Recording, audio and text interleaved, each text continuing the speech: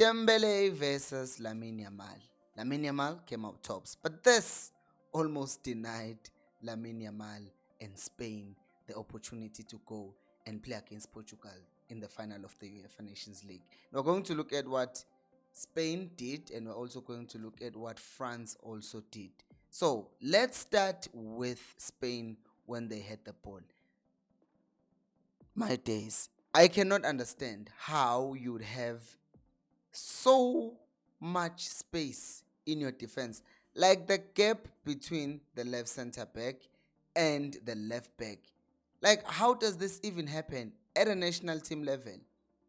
I cannot tell you why this was the case. This is just too easy. Fine, Lamine Yamal has the ball. That's for starters. But now we can see that I can drive into that space. And with the talent that he has, obviously he's going to drive into that space. But it doesn't end there with the space that was there. Now, Oyarzabal has the ball in the box. There are 3 defenders around him. And somehow this small guy manages to get the ball and keep it. And Konate can't get a sniff. And somehow the ball ends up falling kindly to Williams, and then he scores. And by the way, it didn't fall kindly. It was passed to him. I just do not understand. Now, I can say that if maybe this was Upamecano playing alongside Saliba, people who have played together, or even Upamecano and Saliba, or maybe Upamecano and Konate, they've played together, could make those excuses. But guys, come on. These are professional people who play football every weekend. How do you fail to just nick the ball off a person in front of you, especially when there's 3 of you? And it was just him. It's not like they were 1-2s. But anyways, we're not there. We move on to the second goal because it still shows the same elements of the first goal, because France looked disjointed. Like the ball is just being played around them and no one is pressing. And the next thing you find, there is a pass through 2 lines of pressure. No one fails to intercept the ball. And then it's a 1-2. There is that gap again between the left back and the left center back. And now it's not even the left center back who's there, but it's actually a central midfielder who's covering. And just easy. Like, I do not understand this level of conceding silly goals. And we thought, okay, this is over. This is not going to happen again.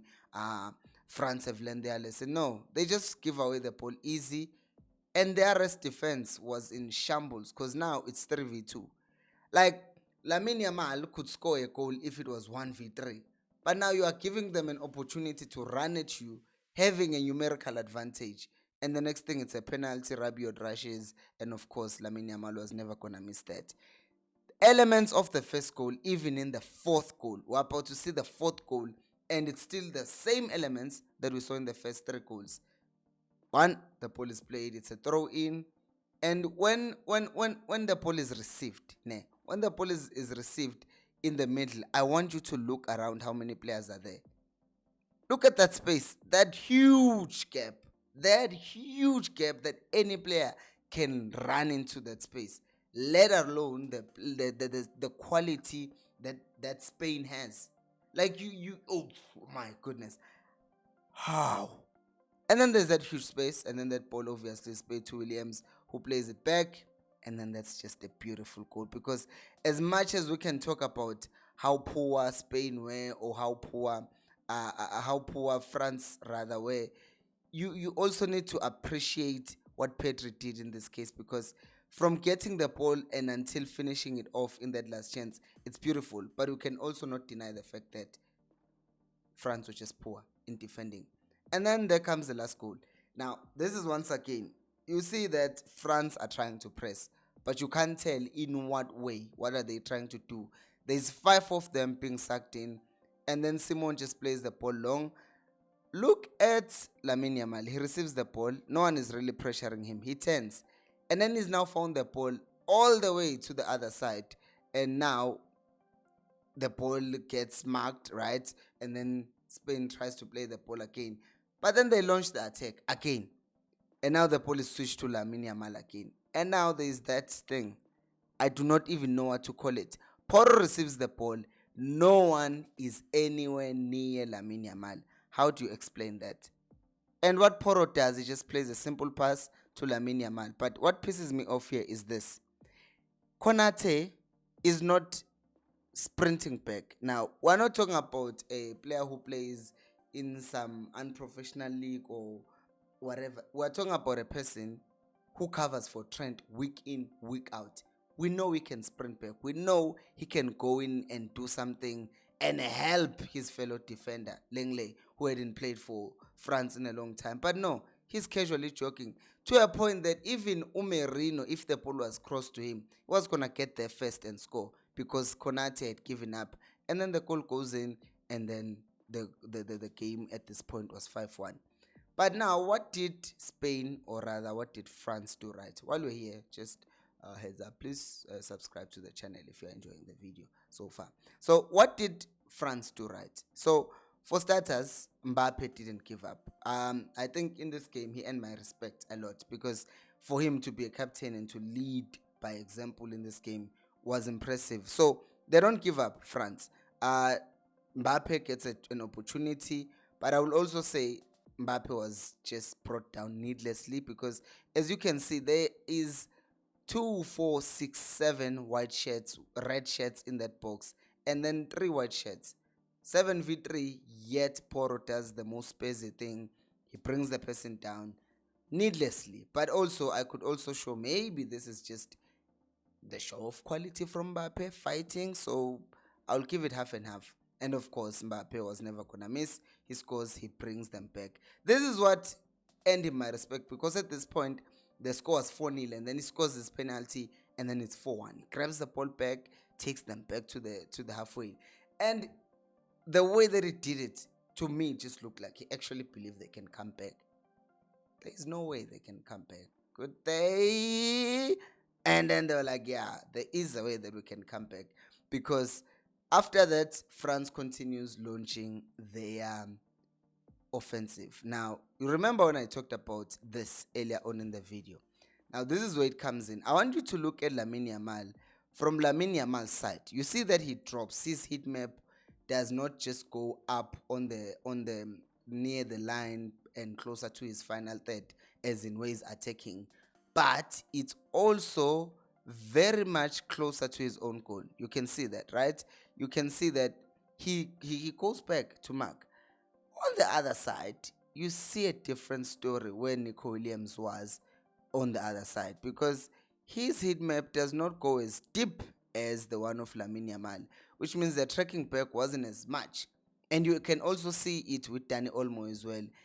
There's just small patches in the green side. I mean, in the defensive side of Spain, and this is what France then tried to utilize. So they were trying to play the ball first of all on Lamine Yamal's side, but then Lamine would drop back to defend. So then they would try to play the pass back to the left-hand side. As you can see, the players are free there. But also with this second goal, what I do not understand is why was that space so free? Why did Merino not just tuck back and close that space? Because by the time he falls back after ball watching, then they're going to find that space. This is a very good team of France. They see spaces, they will exploit them. And indeed they did. And then Czechia, this goal though, such a beautiful strike. You see this thing with this goal again, the third goal. Same thing, they're playing the ball and then they are now overloading the left-hand side of Spain. And then boom, they play the ball behind. Now it's a cross, boom, it's a goal. By the way, I do realize that at this point in time, they were doubling up on the left-hand side because there's Cucurella, but there's also Olmo there. But it was much easier to attack that side because even though you would find that Olmo tracked back at this instance, but the thing is, he wasn't like on the aggressive side as you saw on the side of Lamine Yamal. And because of that, they were able to find that pass because at this point in time, he was sleeping. Then it's 5-3 on goal. And then that Bacola sprint. I thought it was Mbappe. Look at that sprint. And then it gets to this point. He plays the ball across and column one. It does a column one. The same thing that he did against Argentina in the final of the World Cup. And then he misses. Anyways, he makes amends. But I also need you to see something. You see which side they're attacking again. There is Cucurella on his own. and then now the ball is played across, and then the score is 5-4. So if there is anything to take from this, is that wow, number one, wow, Spain, just crazy, right? Just beautiful football all the way. And as a whole match, it was great to watch because there are a lot of transitional moments. But as a coach, you don't like that because that means the game is too open. Coaches don't like that. I don't like that. So I think that this game was good to watch, but from both coaches' perspective, they would want to fix some things, namely the amount of goals that they're letting in. Or it could have been just Spain. They got a bit complacent because it felt way too easy, and then they almost let France back in the game. But what did you guys think? Do let me know down in the comment section below. Thank you so much for watching, and check how Portugal beat Germany right here.